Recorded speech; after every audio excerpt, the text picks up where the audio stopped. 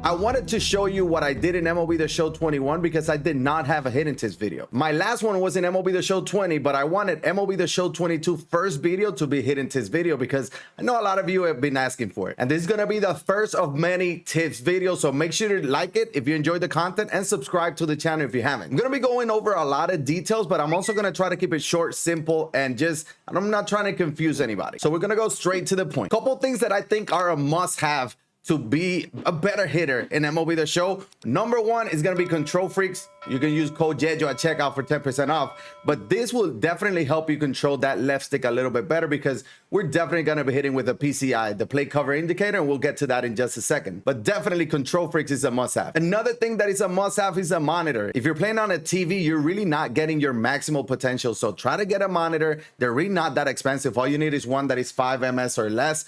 24 inches is more than enough. It's going to be fine. And trust me, you're going to feel a difference, especially if you're having trouble hitting the fastballs, especially with outlier that came in MLB The Show 21.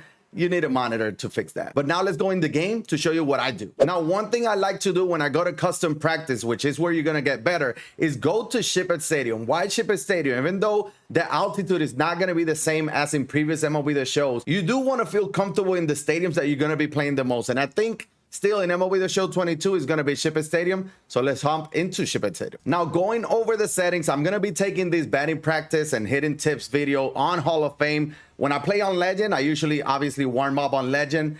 A lot of games are on All-Star with BR.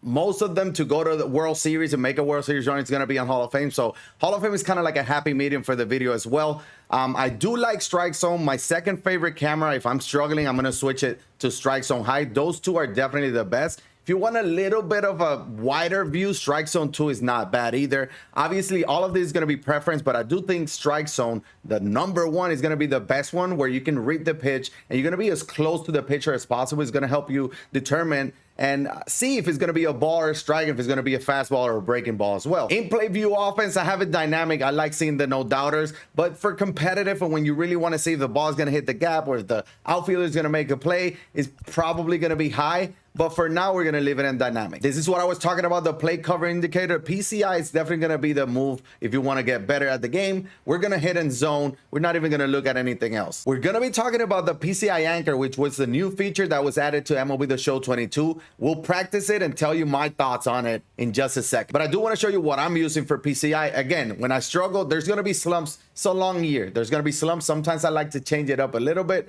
But for now, I'm going to be starting with circles in the center. Inner is going to be wedge. Nothing on the outer. Is going to be yellow, 70%, sometimes 60. It depends. And nothing fade out. Sometimes I like to remove the wedge and just have the 3 little dots. It kind of gives me a better view at the ball and not a whole lot in the PCI that can get distracted. I think those two are the best options. Now, transparency, if you're getting distracted, lower that all the way down if you can.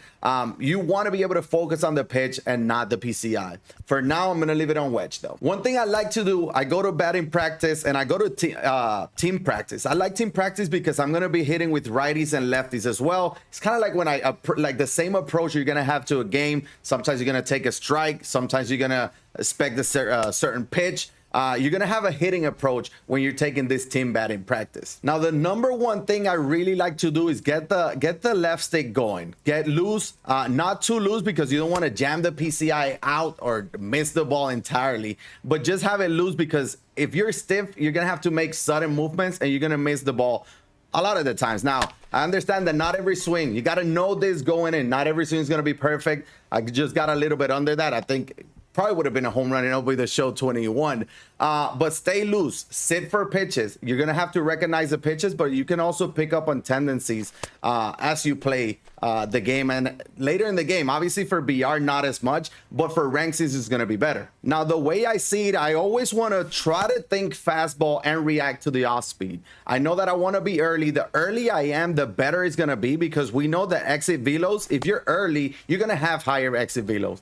higher exit velos mean a better production at the plate. We have a 2-1 count here with Devers. Obviously, it's CPU. There's no way of knowing or try to pick a tendency on CPU there.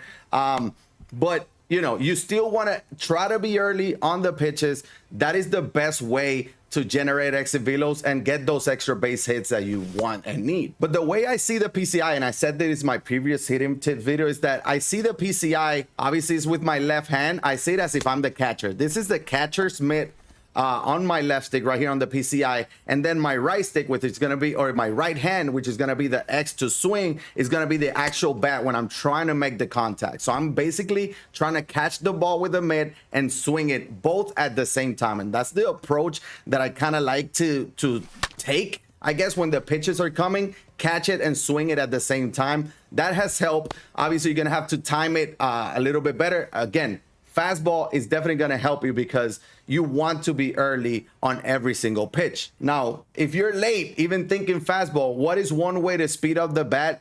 You can always go up one level when it comes to the difficulty, right? If you're playing a lot of All-Star, go to Hall of Fame and take batting practice. If you're playing Hall of Fame, go to Legend and take some batting practice to speed up the bat before you jump into the game, because then you're going to be ready for the speed of that is going to be a little bit faster than you. So one thing a lot of the times that people like to do is just spam that fastball in or up and in, especially. So be ready by having the PCI a little bit high. I think for those people that are struggling by hitting the fastballs up, I always suggest just having the PCI there, because you're already covering the higher part of the zone by having the PCI there.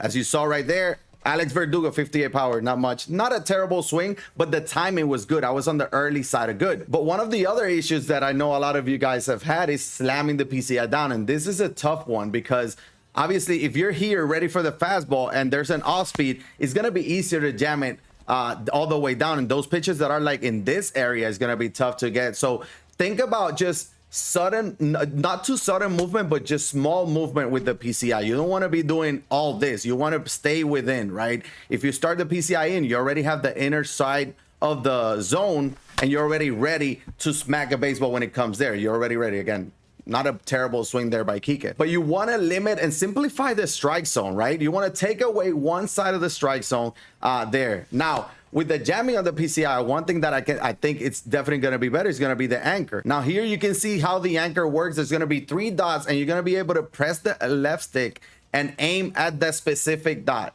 What that means is that the PCI is going to start at that specific dot. So for example, fastball's up and in, I'm having trouble. You're already here without touching it. So you already here, if a fastball comes in, you are ready to swing and be early on that. Now, away, you can leave it in the middle there as well. I like to put it inside as well sometimes. Now I'm still getting used to the anchor. It's going to take some practice for everyone because it's definitely something new. But if you're jamming the PCI, maybe starting it down is a one way because you already have it there. You don't have to move it down too much. And it's easier to just move it up and catch up to there. So let's start the PCI down. Again, this is something new for a lot of people. And it's going to take some practice, but you got to find what's comfortable for you. All right, let's try a couple of swings with the PCI down. Hey, it was down. At least I didn't jam it. It was in the same level, right? But it's going to take some practice. Find what's comfortable for you. For me right now, I'm not going to be using the anchor a whole lot. I feel like comfortable controlling the PCI. But I may use it in specific situations.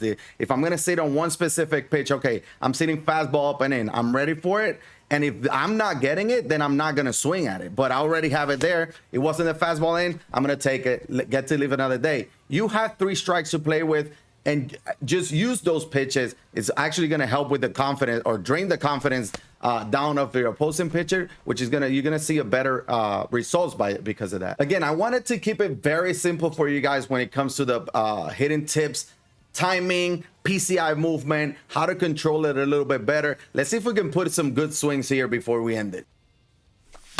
That's not a bad swing by JD. A little late side of good, but that's gonna get in the gap. We take the extra base hit there with the double.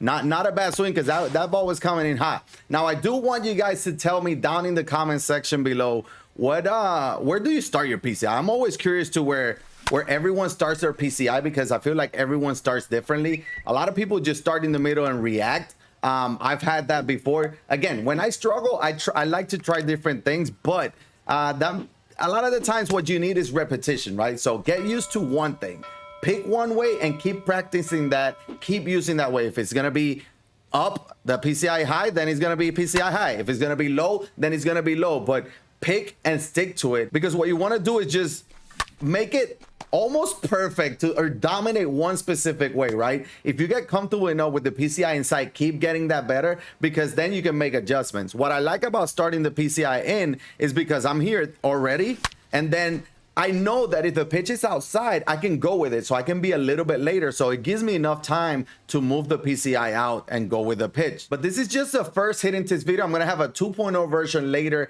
in the year. I do want to give it more try with that anchor. But let me know your thoughts about that anchor, if you're going to be using it and where, because I'm curious to see if a lot of people are going to be using it. But that will do it for hitting tips version 1.0. And I'm going to have a 2.0 version later in the year, which are going to be going more in depth into timings. And then 3.0 is probably going to be more of the PCI itself. But I do want to hear from you guys down in the comment section below. What are your thoughts about this anchor? Do you like it, and are you using it? And if you are using it, where are you starting the PCI? I'm curious to see the community and how many people are really going to be using this anchor feature. I think it has a lot of potential, especially for the newer players, and people that are struggling can take advantage of this. But again, let me know down in the comment section below. And while you're there, hit that thumbs up. That would really help me out, and subscribe. We're on the road to 5K. I appreciate you guys watching. Again, I hope you enjoy the content. This is YeYo, and I'll check it on the next one. I'm out.